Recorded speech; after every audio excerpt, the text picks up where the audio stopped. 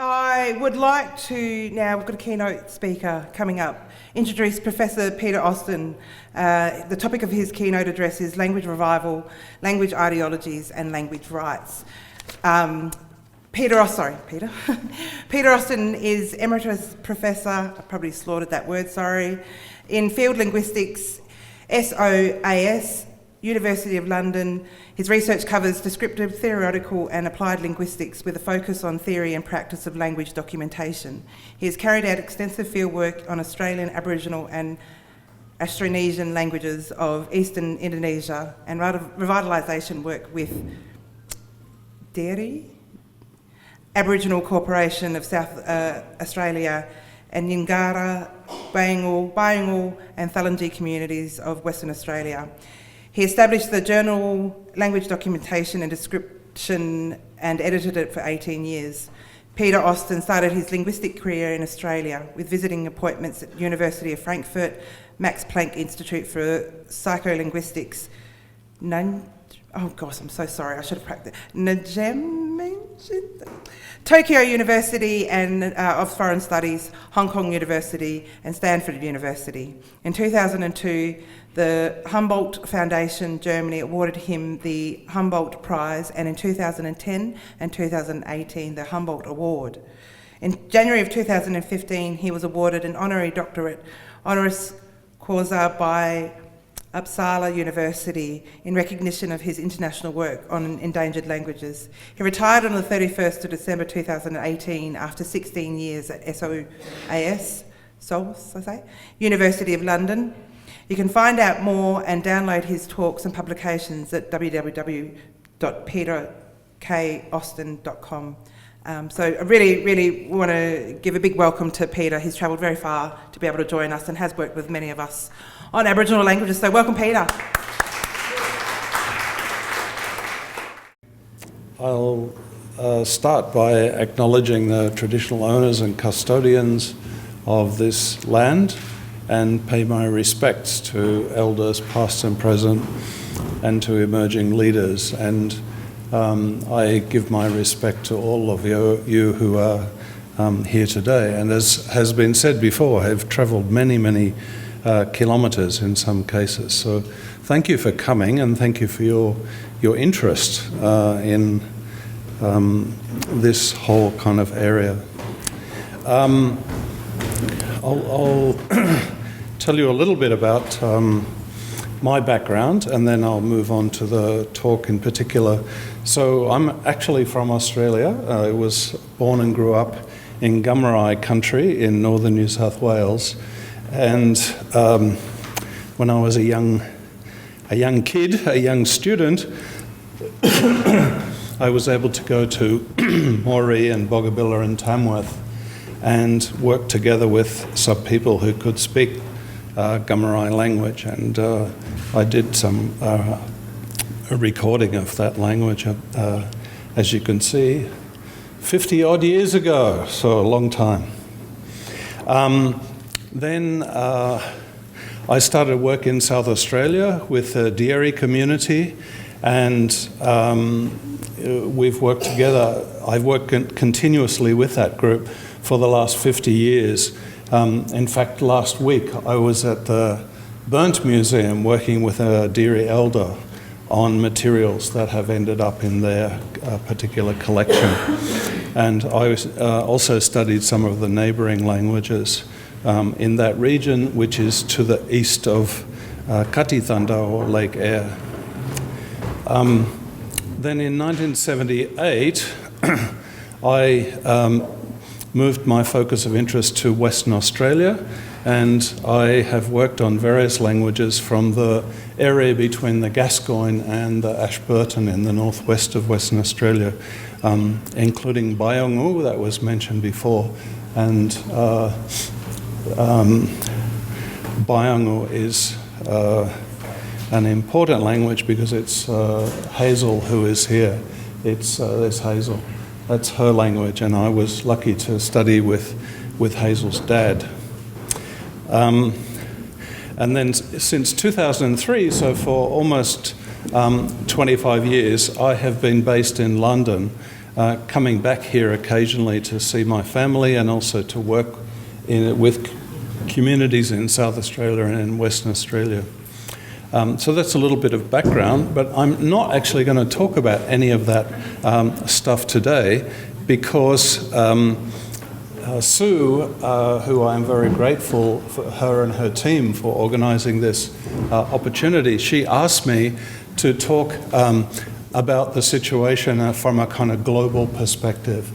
So at SOAS, we're not allowed to say the proper name. The marketing department tells us we have to say SOAS University of London because its original name is School of Oriental and African Studies. So it was set up about 220 years ago as a place to train colonial officers who were sent out to the colonies. So I had a project at SOAS which was based on looking globally at, particularly at language shift, how communities were changing their language choices. And we trained students and funded researchers to go out and document languages all around the world as part of that. So when we look globally, the outstanding feature of the 20th century has been the reduction in global linguistic diversity. And what is typically happening is that communities are shifting or switching from a language, a heritage language, to something that they think is more economically, socially and politically powerful. And these are typically regional languages in Africa that would be, say, Swahili or Hausa, Yoruba, or national languages like English, Spanish or Russian. So the other thing that's been happening, of course, is that governments all around the world, especially in the post-Second World War era, governments have been promoting the notion of a national language, a single language, and that people should be shifting from whatever they used to speak to whatever it is that the government decides is going to be the national language. Thank you. This is often in the name of national unity. You know, we have to all speak the same way, and so you should give up what you were doing before. And the result is that language has become endangered, no longer being learnt by children, only regularly used by an ageing population. So the picture that many of you will be familiar with in Australia is repeated again to greater or lesser extent in other countries everywhere around the world. Literally every single nation, we are seeing this language shift going on. And in looking at this as a global phenomenon, my colleague Julia Salabank and I have argued that in order to understand what's happening, we need to think about what we can call language ideology. This is the kind of beliefs and ideas that people have about the way that languages work, the way that they are within their lives. And these are often accepted as if they were absolutely true. So ideologies are usually not stated straight out, but they are just taken for granted that this is the way that language is. Common sense understandings. And the consequence of this is that we end up with inequality.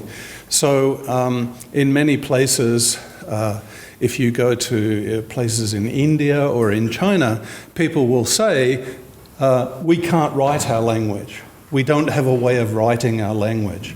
And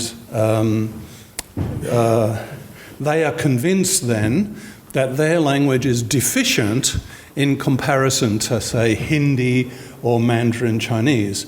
It's deficient because it can't be written down and there's no way of sort of representing it.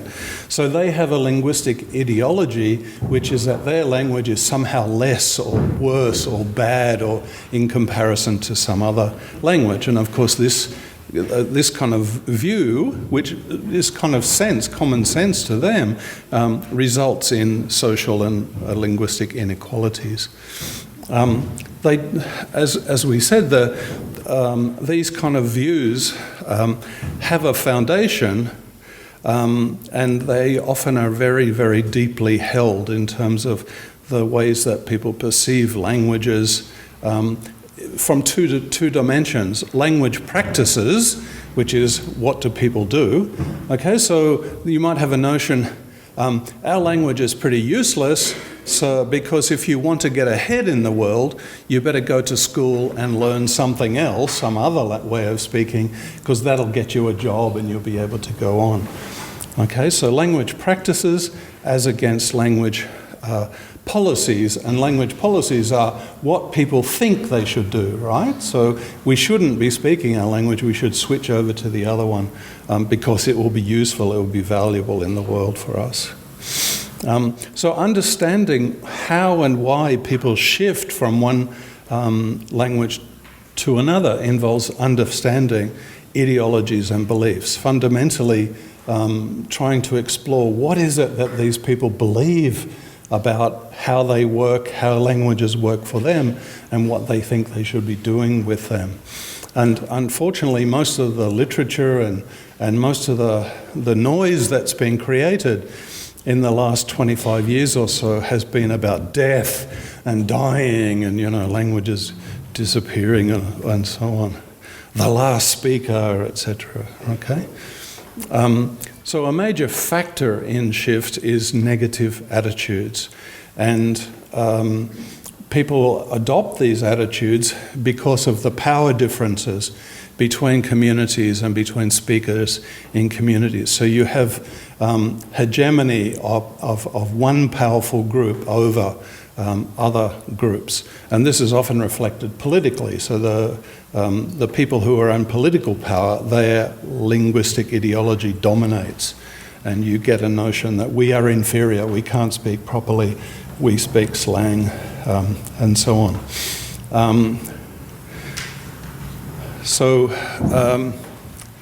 When members of speech communities become aware of these just taken for granted ways of thinking, the more you can challenge and contest them and say, no, it's not that case. It's not the case that we can't write your language. It's just that nobody has bothered to do that so far, and we can, adapt or develop some kind of system, and that will give them agency to do something about their language situation, and this is where revival is a consequence. So in other words, if you want to deal with language revival, it really means understanding ideologies and attitudes and then helping people to think, how can I change that? How can I address that in a way that will give me agency to do something positive? So the kind of sort of view that we get from the work of someone like Spolsky is that thinking about language, doing things with language is really divided into three kind of areas. Practices, which is what do people do. Ideologies, which is their beliefs about language and the use of language. And then management, which is what should they be doing? How do they want to actually operate? And so the sort of cycle we get is if you start with management, you can start to manage beliefs, manage how people think about, so that, give a language prestige that it hasn't had before. This feeds then back into their ways of thinking about language, and then that will further impact on practices and policy. Policy at a family level, at a local level, at a national level. So this is the reason that I kind of started with the notion of ideology or unspoken, taken for granted beliefs, because that's the centre of dealing with revival and dealing with language discrimination and language inequalities. Now, in the last 25 years, we've seen kind of academic and institutional responses to this notion that language shift is taking place and languages are under pressure or under threat. And what academics have done, what I did when I was at SOAS, for example, what other organisations and institutions have done is built on an ideology. So researchers have ideologies as much as speakers or community members. And the ideology in various publications, I and some colleagues have proposed that the ideology of researchers is based on objectification. So it's turning language, the organic, dynamic, functioning, interactional thing in the world, is turned into an object, turned into a thing, an entity. And that means you can then start measuring things. Once you've got it as a thing, you can then evaluate it and measure it and weigh it and prioritise it and give it a ranking or a rating.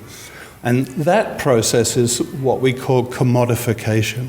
So it turns languages, organic, functioning, dynamic ways of operating in the world, are turned into things which are then turned into commodities. And commodities can be bought and sold and traded and weighed and mentioned, and so many dollars per kilo is commodification. And that's what's happened. Complex global linguistic ecologies have been turned into entities, into objects and things. And the result is all of the sort of stuff you see in the literature, which this becomes taken for granted. This becomes unquestioned ways of thinking, like endangerment scales. Okay, this language is more endangered than this other one. Well, that's commodifying languages and ranking them against each other. So there's one called GIDS, the Global Intergenerational Disruption Scale, for example. The language survey that we heard about yesterday, that the IATSIS people are carrying out, is exactly along this line. Okay, we want to start measuring, and we've got parameters to measure and weigh things up.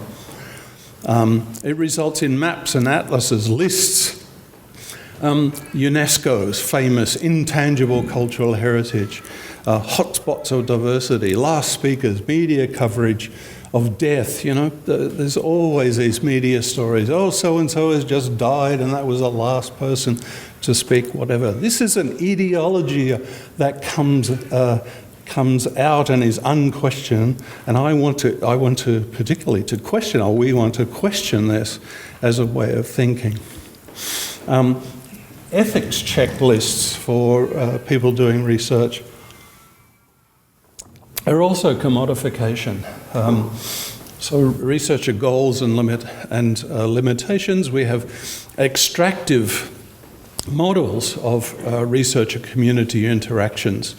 So if you look at what's happened in the last 20 years with projects all around the world, and literally hundreds of millions of dollars have been spent by the Rousing Foundation, the Volkswagen Foundation, the National Science Foundation.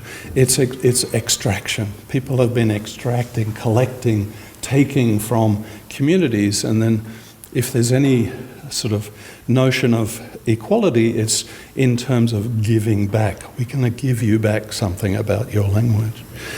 And so you get these kind of scalar things.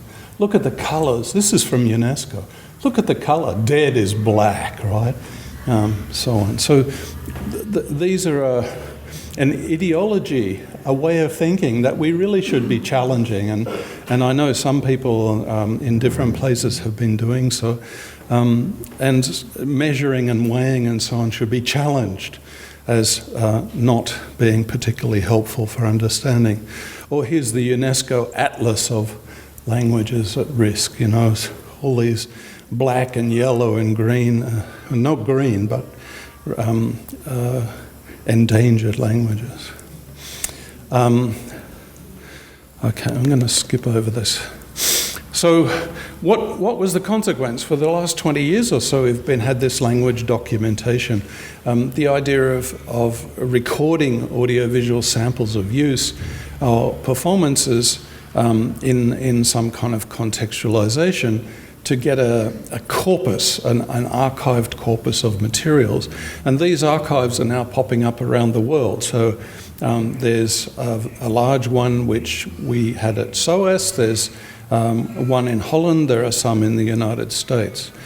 And any concept of revitalisation was typically sort of ancillary or off to the side, with the focus being with these researcher projects is, it's up to the community to do that. All I can do is document the situation, and it's up to the people to actually do something. So it wasn't really particularly helpful. And the major problem, and something that I and Julia have pointed out, especially the last 5 years or so, is that documentation, academic research, UNESCO, Volkswagen, all these big players, it does not facilitate revitalisation. What they are doing is not favourable for language revival for a whole range of reasons. So very often what the documenters went out and collected is inappropriate material. It's material that's not useful for revival or recovery. It's often focused on the past and on nostalgia, lacking any kind of contemporary engagement. So what people tended to do was to go out and collect old-time stories. What did we used to do when we were young? And that doesn't engage particularly with young people. It's often prescriptive, with negative evaluations of what people are doing now. The way the material is processed is typically inaccessible, and there's a focus on so-called best speakers. So people have gone out and they've collected and recorded, but they have focused not on what ordinary younger speakers are doing, but on what old people were recording. And yes, it's wonderful storytelling, but it's very difficult to understand and very difficult to use in revitalisation. So there are lots of reasons why all of the work that's been done in the last 20 years is not particularly helpful in the area of revitalisation, and this applies globally as well. So typically they don't look at things like, how do you talk to children in this language? What expressions do you have for lullabies, children's games, rhymes, routines that learners would find particularly useful? And although these huge archives have been established, particularly in Europe and in the United States, the material is often inaccessible to the people, the community members, difficult to get into it, difficult to use it. Sometimes you have to have particular computer software in order to access it. So it's all been a huge amount of work, a huge amount of effort that's gone into so-called documentation that actually has not been particularly useful or helpful for revival or revitalisation. So if we were truly thinking about revival as a goal, what kinds of things would you try and do? And what Julia and I have suggested in our work is that you'd involve a wide range of participants. So not just go and record, Auntie whatever and Uncle so-and-so who are the oldest people, but everybody should have some part to play.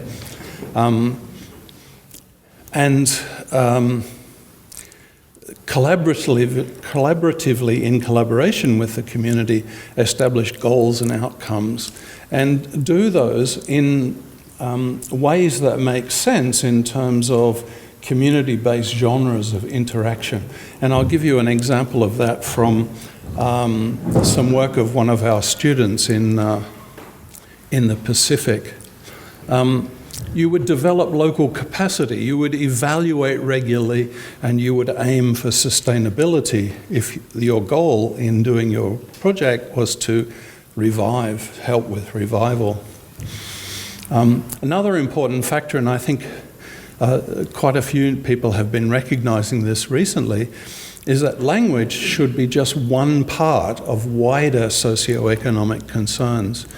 Physical health, mental health, and dealing with the trauma that many communities have suffered in the past and continue to suffer, and the kinds of discrimination. So a colleague in Poland, Justyna Olko, has been talking about the notion of language as a cure. So it's a response to all of the other kinds of socio-political pressures that communities are faced with. So not just treat language and, alphabet books and so on as separate from a much broader concern, which is dealing with the kind of health and trauma and discrimination aspects. And I know many of you have been doing this, but the idea that activities should be carried out in the relevant locations, whether that's on country or in particular places. And some recent very interesting project by a colleague from Turkey, Akin. She's a member of a minority community from the eastern part of Turkey. And what she has emphasised in her work is that sensory experience is fundamental to language revival. So the sound of rain falling on a tin roof brings to mind her grandmother, her grandmother's way of talking, or the smell of a fire, or the cooking, the smells of cooking and so on. So we shouldn't take these things away. They should be part of the whole kind of aspect of revival. And the idea that you can just sit in a classroom and work from a book to revive your language is insufficient. It's also important to include non-traditional or contemporary interactional events, activities and locations, things like community meetings or things happening in places of employment, or on the internet, social media interactions. If you're going to be doing some work with documenting and describing, they should be included, because that's going to be a fundamental piece for revival. Documenting children's and young people's language. Also everyday, often overlooked aspects. So, one of the things, I think we did this at the beginning, somebody said, like Gamlarai, you would say, Ya mamalia, how are you, friend? Fundamental to learn those greetings, but also important to learn things, how to say, those are really important for your learners to, or how to say, yeah, go on, yeah, what else, so that you're providing some feedback that keeps the language rolling. You're not running into dead ends of conversation. How to tell a joke, how to make an apology, how to disagree with something that somebody is saying. Just even small little expressions. These typically don't get thought about by linguists and researchers, but they are really fundamental for language exchange and language revival. Fixed formulaic expressions that learners can use productively on a range of occasions. And for more advanced learners, things like sayings or expressions they can use at meetings or ceremonies. So building up proficiency in pieces, in chunks.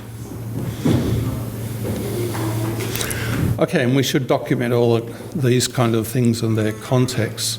So what we have been arguing in recent thing is for a refocus, consideration for people who are working with communities and doing research, and focusing much more on young language, on a wide variety of, engaging a wide variety of language users, and thinking about pieces that can be put together to help with revival.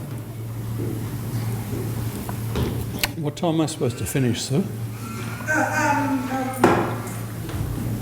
10:30, but we're a bit ahead, so probably 3 minutes. An hour long. Okay. Yeah. So I'll try and... what sorry, I'm... I didn't know what the timing started. I'm trying to keep some space for people to ask questions as well. Definitely, yeah, thank you. Okay, so Wes Leonard, who is a Native American researcher, he has pointed out that when we're thinking about endangerment and revitalisation, there are two kinds of stakeholders. I'm sure this is kind of obvious to many of you in this room. You have community internal stakeholders, members of the community, different people who have some role to play and whose ideologies we need to understand, but also community external stakeholders. And that would include researchers, government funding agencies, some of the people we heard from earlier on. And as Leonard argues, we need to understand their engagement and perspectives. What are their needs? What are their expertise? What are their goals? Okay, so when a funder comes to you, what is their set of beliefs about how languages are in the world and how do they operate? And how can we match up their beliefs with the beliefs of other stakeholders in order to come up with some achievable goals based on the expertise and the needs given? So there's a huge amount of work that's involved in this. It's not just writing the language down and teaching it to kids. There's a massive amount of emotional, spiritual work that needs appropriate support and needs appropriate infrastructure. And I mean, it's marvellous that you have a centre here in the Goldfields that is organised, has now got quite a history of support, but that is very unusual. Most communities out there who are dealing with language shift and revival, they have none of this kind of infrastructure. And the possibility of helping by providing that kind of support is very, very important. Okay, some... well, I'll probably get kicked in the head for saying this, but this is something that Julia and I have worked on. Many policymakers and activists see schools as a key site for revitalisation. And I'll stick my neck out and say, the school will kill your language quicker than anything else.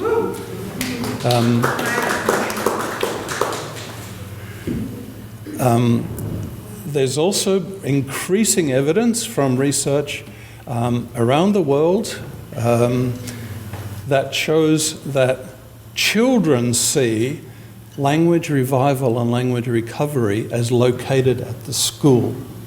Okay? So once you get out of school, you don't need that silly thing anymore. You just talk like everybody else. So there's an amazing project. Julia was telling me she had visited earlier this year. It's in the Pyrenees area in Spain, and it's a village context in which they speak a particular language that other communities in France are speaking. And massive amounts of money have gone in. European Union has provided massive school support for this community. Textbooks, teacher training, whatever. And you know, if you looked in the schoolroom, sure, the kids are speaking it and using it in their learning in an immersion context. But as soon as you go out to the playground, the kids are speaking Spanish. And so they play a game, which is the language game in the classroom, as distinct from, you know, what's happening out there. And I think this is quite problematic. I'm going to talk about Wales in a couple of minutes, but the Welsh language policy has been incredibly supportive towards Welsh language. They've had immersion programs now for a whole generation, and what the research by people like Edwards and Newcomb and others following up, what they have shown is that these kids have done all of their education in all of their subjects, maths, geography, physics, whatever, all in Welsh. Now they are having children themselves. What language do they speak to their little babies? English. Okay? Because of this sort of connection. And I think it's really fundamental that if you're wanting to do revitalisation, it's got to be out of the school and not just embedded within it.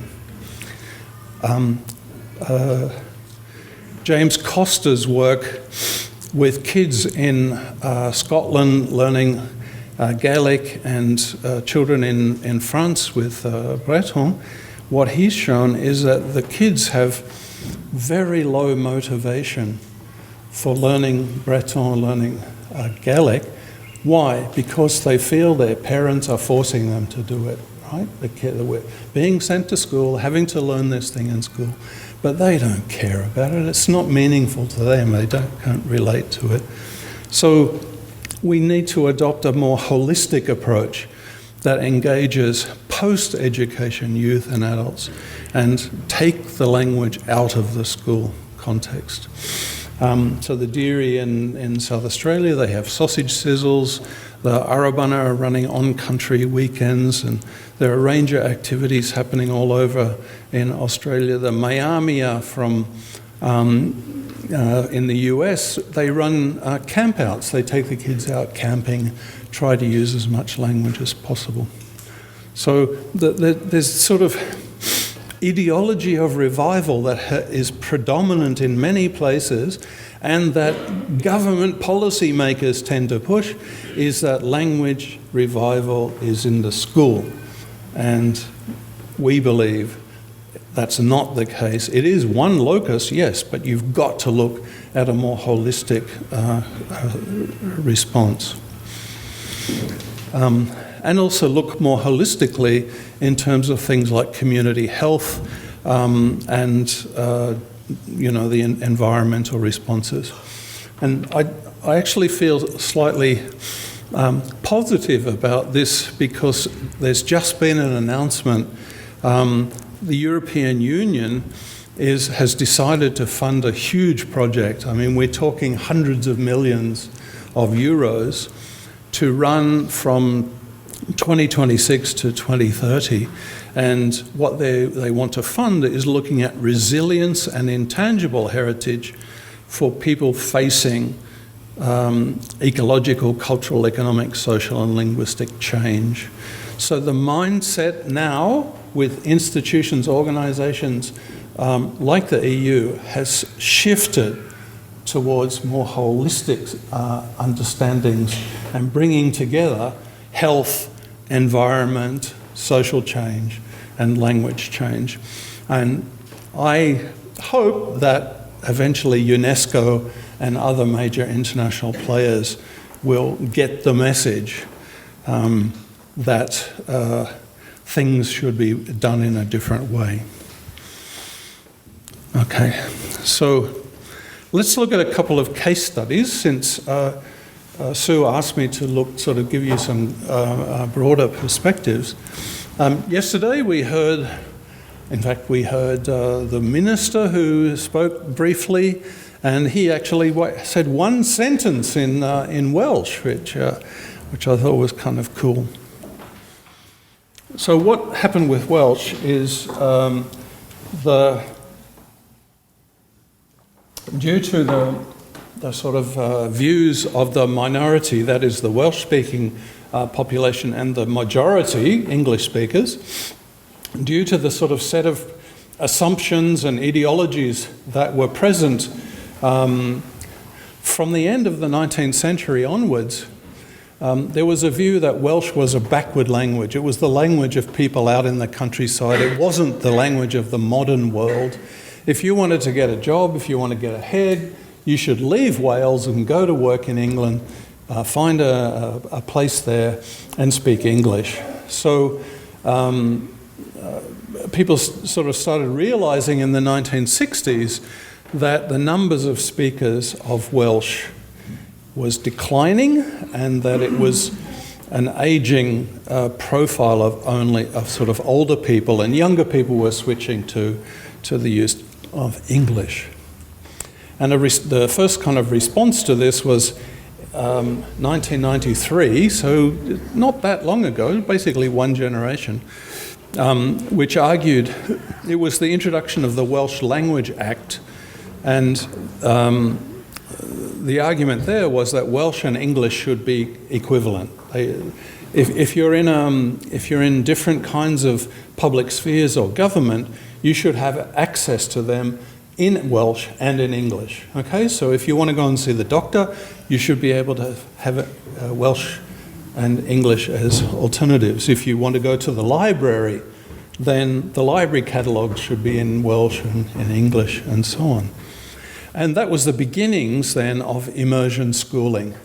So this is kids doing all of their studies, not just Welsh language, but content as well. Physics, maths, chemistry, history, all done in Welsh. And the children turning up at school not necessarily speaking Welsh, perhaps their parents don't speak it, but they are totally immersed in speaking it. In 1984, we got Welsh medium TV, and that it became quite popular because of various soap operas, and also they carried the league football. So all the commentary on the football was all in Welsh. So if people wanted to watch, Man United playing somebody, they had Welsh as the way to access that. And by about 2000, Welsh became cool. It was strongly supported in social media, in music, festivals, young urban people. So surveys have shown that if you go back to the 1960s, 1970s, areas in the south like Cardiff and Swansea, you could hardly find a person who spoke Welsh. And now it's the hip language. So this is what young people, coffee shops and different places, you hear Welsh really spoken. So there's been a shift in attitudes from it being the backwards language of the people in the country to becoming the cool language of the modern young urban people. And along with this, it was supported by infrastructure with textbooks and language learning materials very widely available. And the motto of the Welsh Government and other organisations is Cymru i bawb. Welsh is for everyone. Okay, so the view here is we want everyone to be speaking Welsh, not just people who have an ancestry or an identity that goes back to, their great-great-grandparents or whatever who spoke Welsh, but anybody in anywhere. So a language revival that is open to anyone. And I went on to Amazon and I just pulled up a bunch of the books that are available. There's books for advanced learners, for children learners, for adult learners, for, reference materials. There's a massive amount of material and anybody can get access to this. I can get onto Amazon and I can buy and access any of that. And one thing that I really like is what happened 2 weeks ago. So it was an announcement that came out 2 weeks ago of a new music award. It's called Trac Gymru Gorau, which means Black Welsh Music. And the winner for that was this lady, Alicia Scott. Now, she started learning Welsh just 3 years ago, but she's writing music and lyrics and songs in Welsh, working with, she has some Jamaican heritage as well as her Welsh heritage, and she's drawing on both of those to produce music in Welsh, black music in Welsh. And I think the openness of the particular approach here, I think, is a very salutary one. Okay, let's look at briefly now at Irish. So Irish is another Celtic language. It's a sister of Welsh related. And it's had an ideology which is that Irish is the official national language of Ireland, of the Republic of Ireland. But the problem is hardly anybody speaks Irish. So the kind of political ideological position is, if you're Irish, you should know Irish language, okay? And it is taught in schools for 12 years of schooling. Everybody, every kid, well, maybe one or two exceptions, but virtually every child absolutely hates it. They have to do Irish language lessons in school. You have to pass the examinations in order to, if you want to get a job working in the public service in Ireland, working for the Republic of Ireland government, you must pass the Irish language exam. Even if you never have to use Irish ever again in your life, you are forced to do that. So basically people hate it, and this kind of idea of pushing Irish has had, for a long time, had a very negative consequence. And then the Irish government set up special areas, special funding for special areas they call Gaeltacht. And the Gaeltacht were where Irish should be spoken. It's the sort of areas where traditionally Irish was spoken. In the countryside, agricultural, and it's like 2% of the population.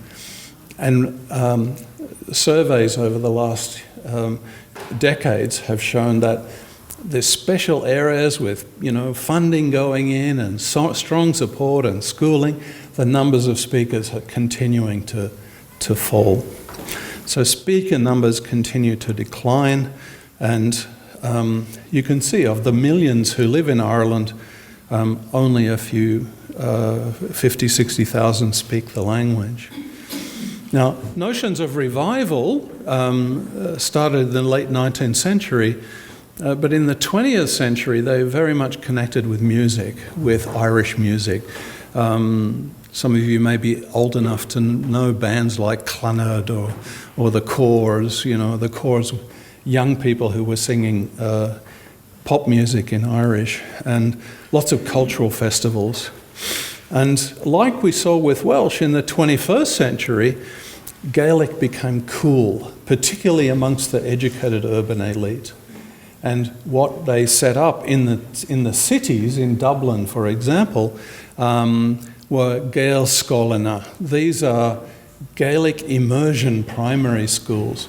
So if you were a well-to-do, middle-class Irish person living in Dublin, you would send your kids to the Gaelic medium school because that was a cool thing and you wanted, to express this. So this is a kind of shift in beliefs amongst the Irish population, that there's this bloody language that we hate, that we're forced to learn, through to a view that, wow, actually it's pretty cool and we'd like our kids to be learning it. And the Irish government has set up a 20-year strategy from 2010 to 2030. Their goal is to, as you can see here, is to triple the number of speakers of Irish. And that's where putting a lot of energy and effort into that, and realising not through the schools, not through this forced compulsory thing, but by supporting grassroots activities. And what's kind of interesting to me is there was a report on Irish language usage and fluency, and what is kind of striking, Ireland as a place, the Irish economy, the Republic of Ireland economy, has been very productive and active and wealth generating, especially in the last 20 years. And it's attracted huge amounts of immigration, lots of people from all over Europe as well as internationally moving to Ireland because of the good economy. And what do they find? 13% of Polish citizens living in Ireland are fluent in Irish. Okay, so it's an open view that anybody should join. Duolingo has 2.3 million people enrolled studying Irish Gaelic. And one of the things I really liked when I was doing the research for this is there's a very nice, soothing video on YouTube with this lovely, relaxing music, which is, what can you see? Learn Irish when you sleep. Okay, so you lie in bed and it says Irish expressions and plays this soothing music. Okay, I'll move quickly now to Manx, which is really more akin to the situation we find perhaps in Australia. The last person who grew up speaking Manx as a kid died in 1974, though there were still people who knew other things. In 92 they started promoting the language, and the current revival process is through a preschool, a primary school, evening classes, music, cultural events. It's not officially recognised by the government, but there is a strategy in place to support continued revitalisation. And by 2021, they've gone from very few people who know bits and pieces to 2,000 people who actually speak it. And one of the exciting things is a novel was recently published in Manx that was written by a young woman who studied through the primary school to learn Manx. And I was lucky to go there and visit Isle of Man a few years ago, and it was massive positive welcomes and openness. They have a cultural festival. If you're interested, it's happening in the 5th and 9th of November. You can fly off to the Isle of Man and participate in that. Lots of online talks and various things, and one of the coolest things that I have ever seen, which is teach your cat Manx.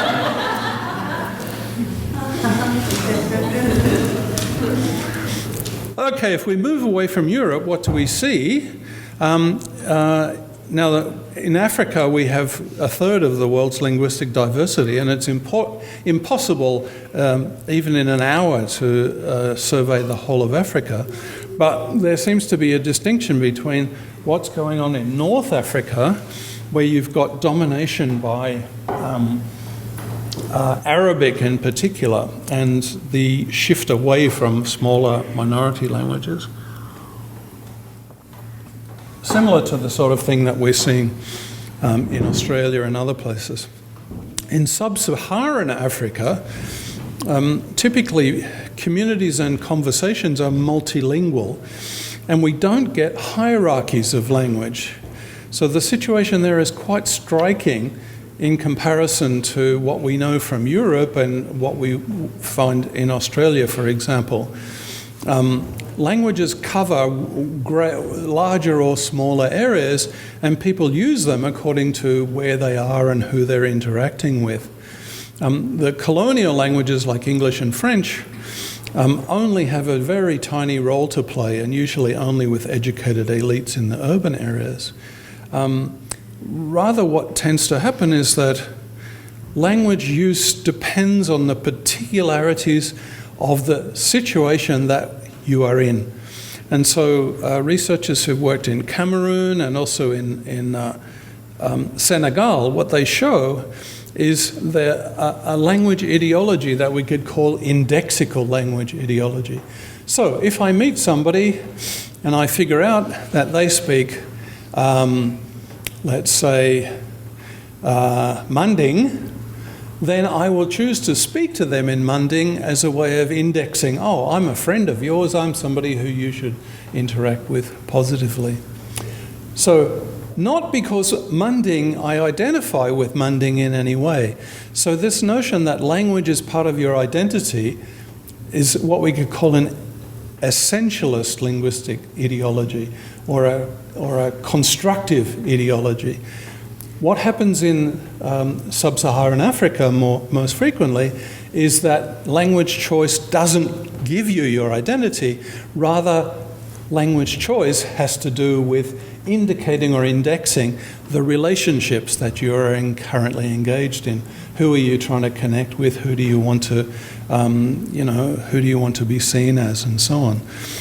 Okay, so people's identity is actually the combination of all the different languages and situations and people that they interact with. So a notion of revitalisation doesn't apply in such a situation. People will shift and switch languages according to what they need and according to the context. And there's no notion at all we've lost our language in the sort of essentialist Western way. It's just, well, we're talking something different now because we're interacting with different people and different neighbours and so on. The same in Senegal, as I say. So Lupka argues that speakers add and subtract according to their social and political needs. Multilingualism and language shifting and so on is just normal. It's not a tragedy that you don't speak a particular language anymore. It's a fact of life. Very quickly, Papua New Guinea, immense linguistic diversity, an island that has thousands of different communities speaking different languages. Well, there, the language situation is that, people, older people say, oh, these young kids are not speaking Arapesh anymore. We used to, but they don't. But in terms of younger and middle generations, there is no interest in reviving these traditions or where they came from or whatever. Why? Because tradition, or in Papua New Guinea, there's a language ideology where change, switching, moving, changing languages is positive. It's not a negative thing. So for historically, learning other people's languages, learning your neighbours' languages, adopting part of their culture, taking some aspect of their art or their sculpture or their way of dancing and taking that and adopting that as your own is the highest form of flattery to your neighbours, okay? So what you find throughout New Guinea is enormous areas where wildly different language communities have the same art traditions or the same cultural aspects because they borrowed them from each other, they switched and so on. So taking on the language of your neighbour is an indication of how much you value that particular neighbour, how much you're positively disposed towards them. And traditionally people were multilingual and they learnt neighbours' languages or more close or more distant neighbours, and it was a reciprocal process.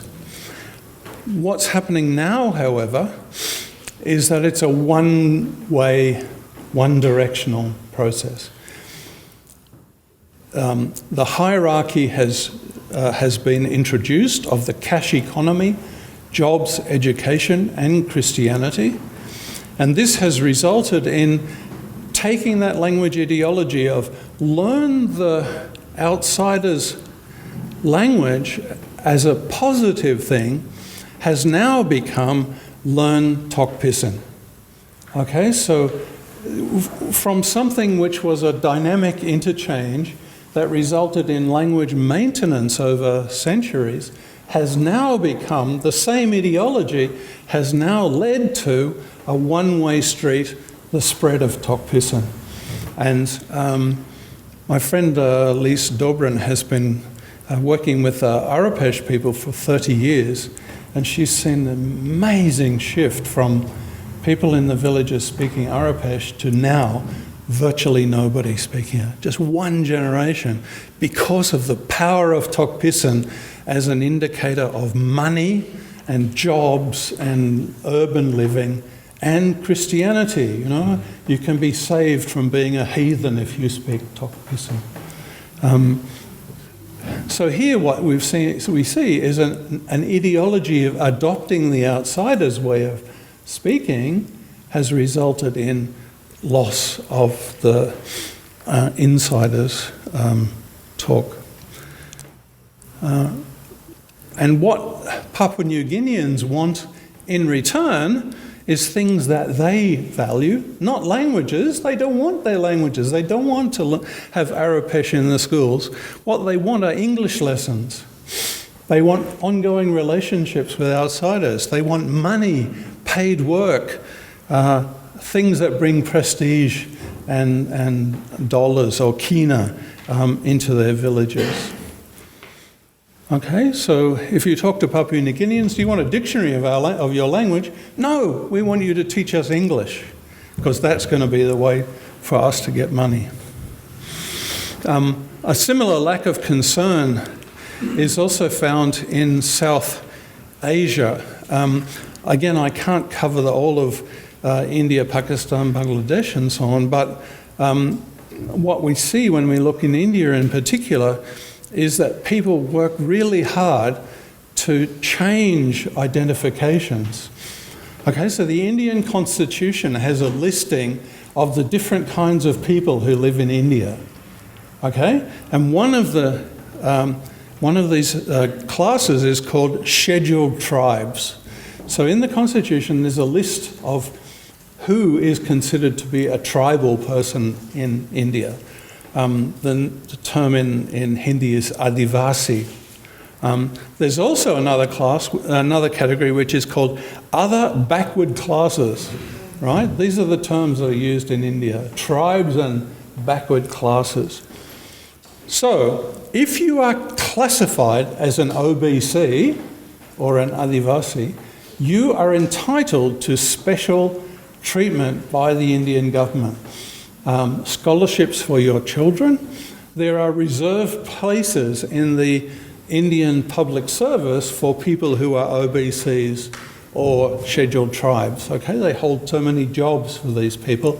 So if you can show that you belong to one of these groups, then there's a space for you and your children. So what we're seeing increasingly is that minority groups in India are denying their heritage, and they're saying, no, we're not that group. We belong to this OBC group because that will get them benefits, and particularly for their children. So language shift, cultural shift is occurring there, triggered by these government policies that were meant, in principle, to support disadvantaged peoples. Okay, I'm going to skip over this because I've run out of time, but this is a group in the Pacific where one of our students has been working, looking at revival, but using traditional methods of storytelling and cross-community relationships, and also embedding language work in activities like removing plastics from the beaches on the island. So environmental improvement is connected to what's going on with language. Okay, so language is just part of broader environmental, social, cultural recovery from that particular group. Okay, so to conclude, beginning with colonialism in the 18th century, and particularly increasing after the Second World War with the rise of post-colonial nation states, global language shift has resulted in major reductions in vitality and ecologies around the world. Academics, organisations, speakers, communities have responded in various ways, and their responses are reflective of their linguistic ideologies and beliefs. So fundamentally underlying any kind of understanding of what's happening and how communities are thinking about revitalising or not or whatever is understanding the ideologies that they take for granted. How does language operate and how does their particular language work? So some areas have seen revitalisation.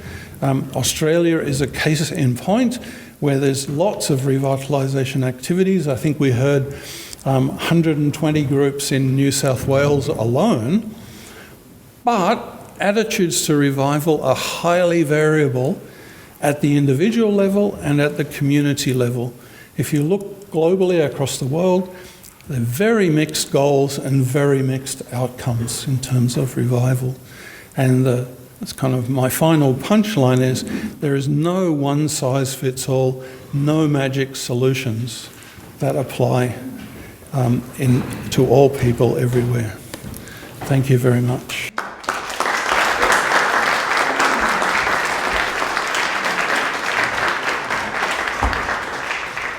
I just wanted to thank Peter for his talk, and just to let you guys know there was a lot to absorb within that presentation, that Peter and other keynote speakers' presentations will be available post-conference.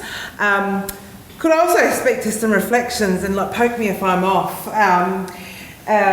What resonated is as you spoke about shifting from the negative narrative as a powerful tool, as an empowering tool. It allows us to build the pride, the respect, the normalisation we need to enable the continuation of our languages. I just wanted to recognise the social aspect of language work that you spoke to and touched on. I feel language speakers, linguists and language workers are unrecognised sociologists. I feel that language workers here and yourselves should be honoured, those honour doctorates in sociology.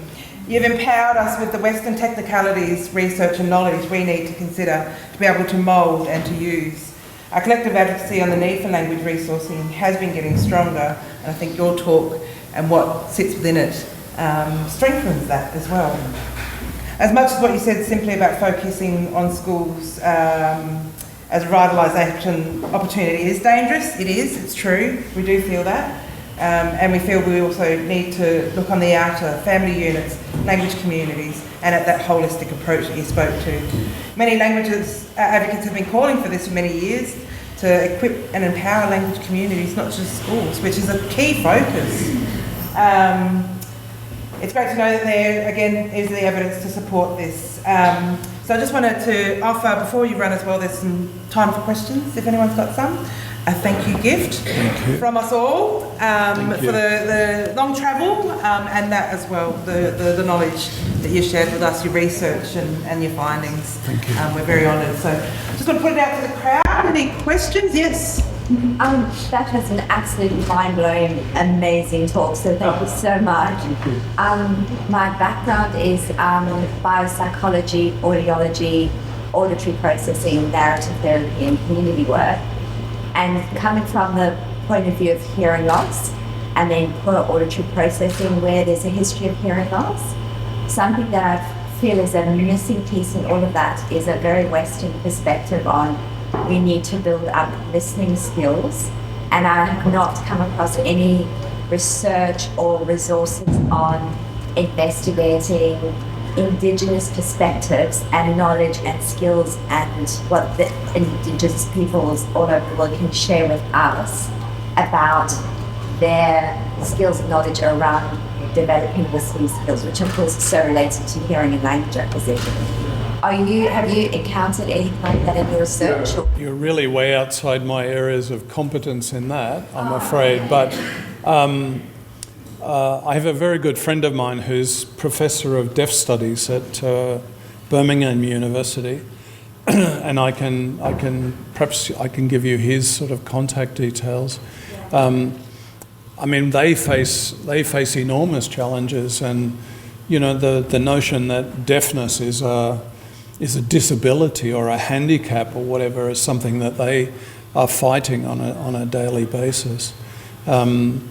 So perhaps he would be able to, if not point you to things, tell you other people who might be able to know. It's not an area that I am suffering from it myself, but I don't know people who do work in that area. Do you want a roving mic? Do you want, if there are more questions? No. Okay. Speak up if you can. Any more questions? You got one in the back. Yeah, sorry, there you are. Very enjoyable presentation, thank you very much. From someone that doesn't attend a lot of these type of forums, you mentioned early on the European Union just made available a rather large grant to study, amongst other things, intangible culture. I wonder if you can comment on what that involves or what that So this is a particular notion that was invented at UNESCO in about 2003, 2004. It was promoted by Japanese government representatives. In Japan, they have a notion of cultural heritage. So two types of cultural heritage. One is the tangible heritage. So that's things like, particular temples or particular physical objects. The Temple of the Golden Pavilion in Kyoto, for example, is tangible heritage. The Great Wall in China, the pyramids of Egypt, these are tangible creations by human ingenuity, which UNESCO was arguing are part of the heritage of the whole world. Whether they should be that or not is something that you might debate. So the Japanese said, we have another notion of heritage, which is, for example, the most brilliant maker of fans in the whole of Japan. And these people would be recognised and given a kind of position and seen as support as maintainers of cultural heritage, intangible cultural heritage. Painters, musicians, artists, poetry, that kind of thing. So UNESCO adopted this, and they said, alongside these world wonders of heritage that are physical objects out there, like the Great Wall of China or the pyramids, we should also recognise intangible heritage. For example, the singers of song cycles, and who have oral knowledge of oral tradition, oral history. The griot from West Africa who travel around and who sing the praises of the local chiefs and so on. They have intangible heritage. This is, I think, a somewhat... It's been taken holus bolus by UNESCO, and it's very widely promoted.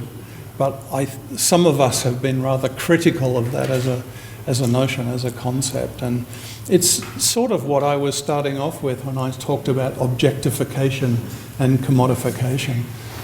It's taking a particular view of how the world operates, not as a dynamic, interactive sharing of knowledge, sharing of interaction, but turning things into objects and counting them. Oh, we must save this because, it's so important, etc. Does that help? Yeah. Hi, thank you for your talk, and apologies, I'm not an expert in this field, so I'll try and phrase my question. But some of the examples from the Celtic examples and things, or even maybe our neighbours in Aotearoa, New Zealand, it seems like those initiatives have a lot of success where there's one sort of dominant language that they're working with. I guess, don't know if dominant is the right word, but you know what I'm trying to say, in terms of Celtic or Irish and things like that, Irish or Welsh, sorry. But in Australia, obviously, we have so many, hundreds of languages, and I wonder if there are other examples of successful strategies in countries where there are hundreds of languages to work with, and how that would look.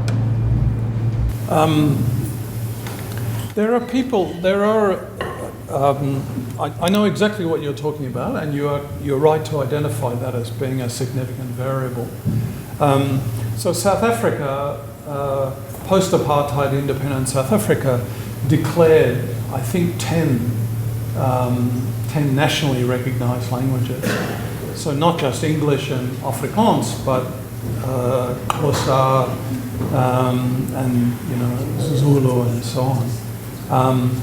I'm not au fait with what the latest developments are, but they were trying to have a more equitable setup. So government services, radio programs, schooling in all 10 of the different community languages. But it's a challenge, it's a huge challenge. The other example that sometimes gets referred to is Switzerland. There you've got 4 major languages, German, French, Italian and Romansh. But at a grassroots level, they're actually physically separate. So there are German areas and French areas, and the Germans don't necessarily learn French or vice versa. But in terms of contexts where you've got hundreds of different languages, Russia, the United States, Canada, you're really up against it, and I don't know of any successful cases where there have been attempts to maintain more than just a handful of languages that are treated equally. Some of the case studies that you highlighted show that there's a really fine line between promoting a language and therefore changing the language ideologies connected to that language, and institutionalising a language which can be counterproductive to language revitalisation. What would be, if you can, your one recommendation for people in an Australian context about navigating that tension between wanting to proactively change language ideologies but being wary of placing languages in a setting where you're actually working against the goals of the revitalisation? So as much as you can, and I've been working with some language activists in South Australia in the Dieri communities. As much as you can, bring the language home. So we've been thinking about how do you give young people, adults, some tools that they can use every single day of their lives, greetings, interactions, where are you going, you hungry, those kinds of things, so that it becomes part of a toolbox that is there readily available. So don't reify it, don't stick it in a place where you have to go and study it, but bring it back into your house, into your thing, so that kids can learn it. I had a wonderful, very heart-touching. I was involved in a family workshop in Broken Hill, in Western New South Wales. So the Dieri community were part of a mission near Lake Eyre, Katitanda, in the 19th century, which closed down around the time of the First World War. And the community sort of spread and has ended up in two kind of major locations, Port Augusta in South Australia and Broken Hill. So we went to Broken Hill. I was invited by the families and so on. And we did various exercises and so on. And we were looking at how do you talk about body parts, the parts of the body and so on. And this little kid, 6-year-old kid, he came up with a word for foot. Right? You'd say Dieri, you would say, it was in the sort of bright red category of UNESCO. But this kid, 6-year-old, and I said, how do you know that? And he said, because Dad been yell at us every time we go out. Dad been saying, "Tidna buta barlo." Tidna is foot, buta is shoe or boot, and barlo is naked. So you haven't got any shoes on. Tidna buta barlo. So the father was using that ready-to-hand expression that was helpful and useful and functionally relevant to the particular context, and that's how the kids learned it. So that's my takeaway for you would be, take it home. We've got time maybe for one question, small, short question. All right, we can put two in. Yeah, thank you, Peter, for that, to give us that holistic perspective about language. That was refreshing. I don't really have a question, but it's something that I could resonate, and I just want to briefly mention it. And I'm not going to talk about Indigenous languages because I don't know much about it at all. So I'm just going to speak as a Chinese person who speaks Mandarin Chinese. Something that I could resonate is you mentioned about certain nations feel their language is less important or deficient.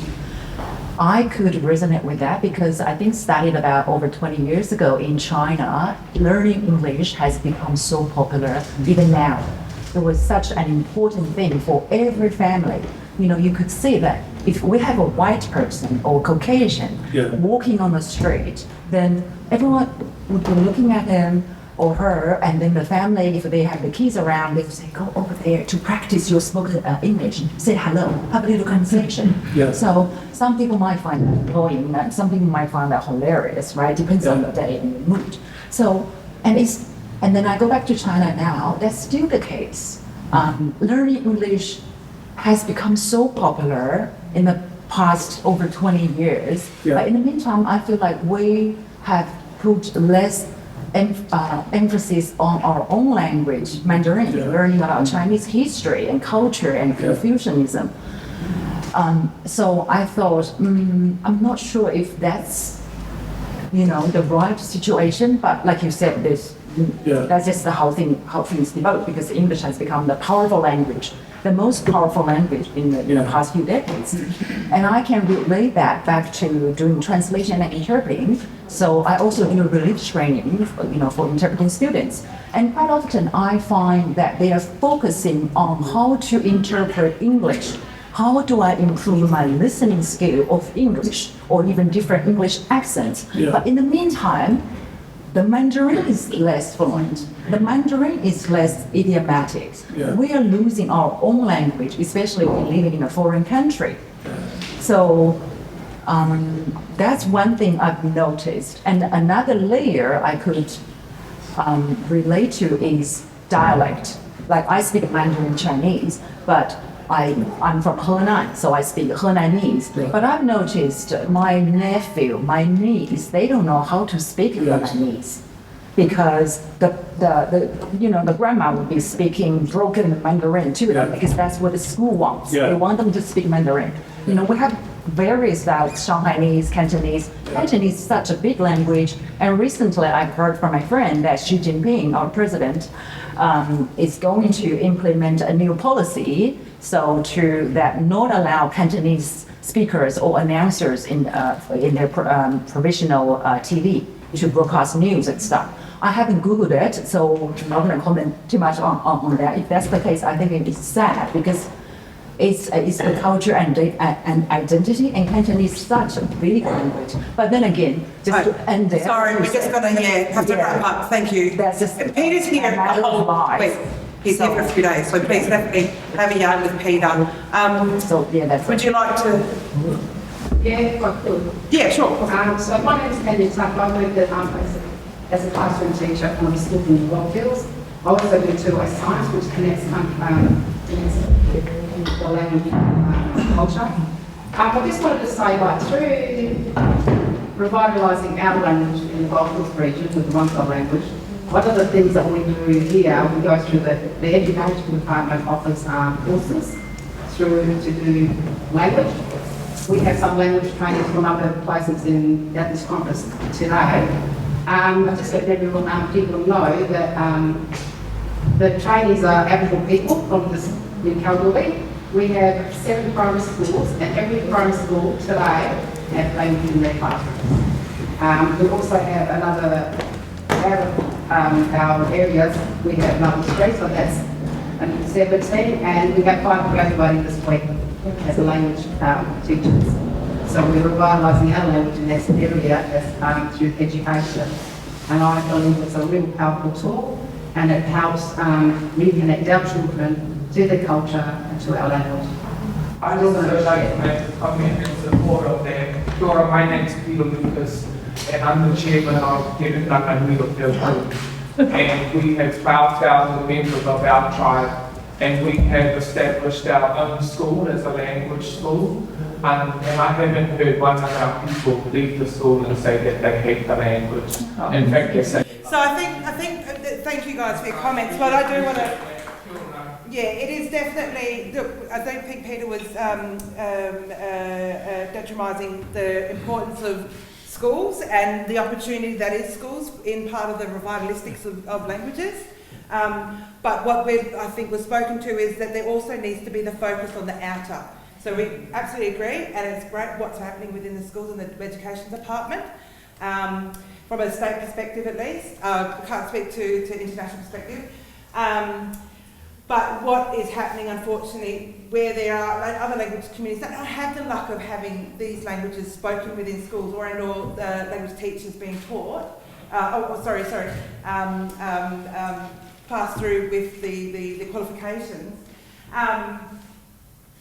there isn't opportunities for language communities without these schools in place to be able to undertake those kinds of activities, where there might be a language centre and so forth. So there also needs to be a focus on a celebration of language family units as a really important core, really respectfully, really core component of revitalistics.